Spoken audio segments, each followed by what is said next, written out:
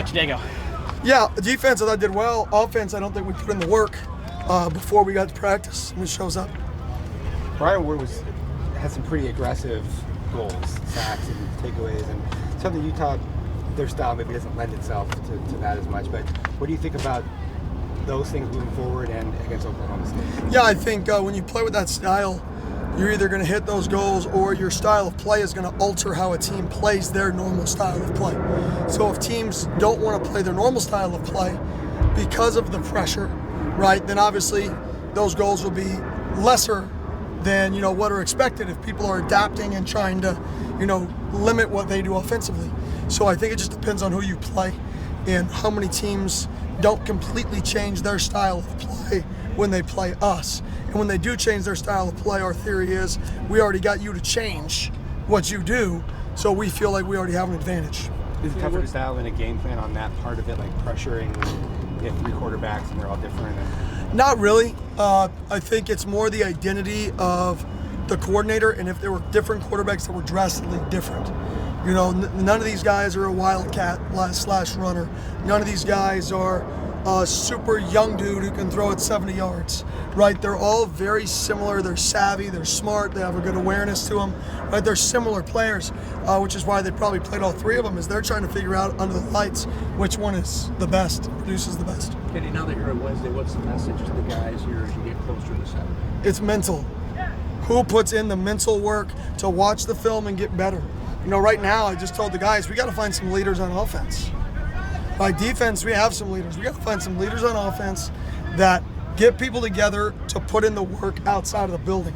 And that's part of being in year one, is setting the standard of, we can only be with the guys 20 hours a week, right? 20 hours a week is not going to win us football games. What are they going to do outside of those 20 hours without us as a football team? Who's going to set the standard of what that looks like? That's the challenge. You're taking where Jaden is now a couple days before another start? Yeah, he's getting better every day. Obviously, this defense is completely different, so there's a lot of growth. Every time you see a picture, it's going to be different. And so really has 1 week to get ready for something he's never seen. So really, really tough task for a freshman. We saw Cam and DeCarlos together in I formation on Thursday. What sort of flexibility does that give you, having those 2 guys on the field together at the same time? Yeah, it just gives you 2 guys who can run the football from underneath sets. So your outside perimeter runs and your interior runs are both being run by guys who carry the football. So a little more versatility there. But we'll be different multiple weeks on our goal line calls. Very rarely will you see the same thing back-to-back weeks. That's kind of what we do. And it's just a guessing game in terms of what we do that week for us. And so it'll change every week. You go against a guy like Mike Gundy, who's going on. Did you have any past history with Mike at all? I don't. I've met him a couple times. He won't remember me. He's one of the legends, I would say, in this profession. He's obviously been doing it a long time at the same place. Just shows the consistency he's had. And the one thing about his teams is they play hard, they play smart, and he always wins. It sounds simple, but he always wins. I think 2 years ago, they were one of the best defenses in the nation. Right, 2 to 3 years ago. That was conflicting to his normal style when he had the #1 offense in the country, I think 5 years ago. So I think his ability to adapt to personnel, his ability to change with the game.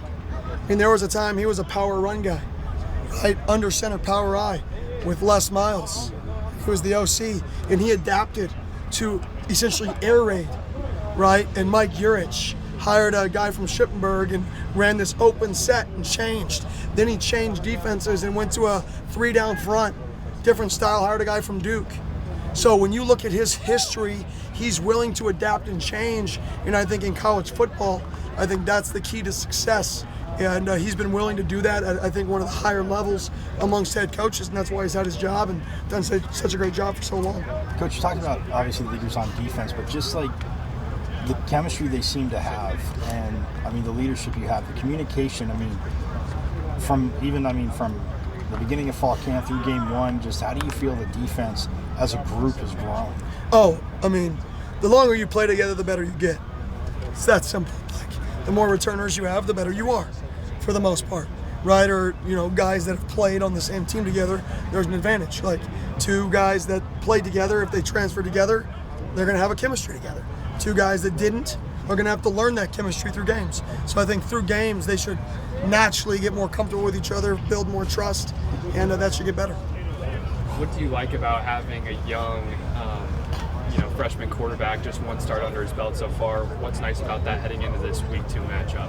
Is there anything that really stands out about having a young mind like that? Yeah, I mean, it forces us to not put too much on his plate.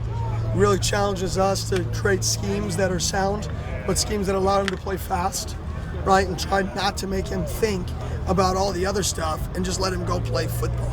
So I actually like that part, that we have to really challenge ourselves to find the simplest way to be as schematically sound and create numbers, leverage, and grasp for our guys as possible. And it's hard to do both. It's hard to be simple and create leverages, right? It's easy to be complicated and create leverages because you can check into good plays. But when you want to, keep things simple, how can you get into those calls that can get you the best leverages without being complex for a young guy? Would you say to a certain point that making it easier on the quarterback almost makes it easier on the team as a whole? Mentally, to know what to do, yes.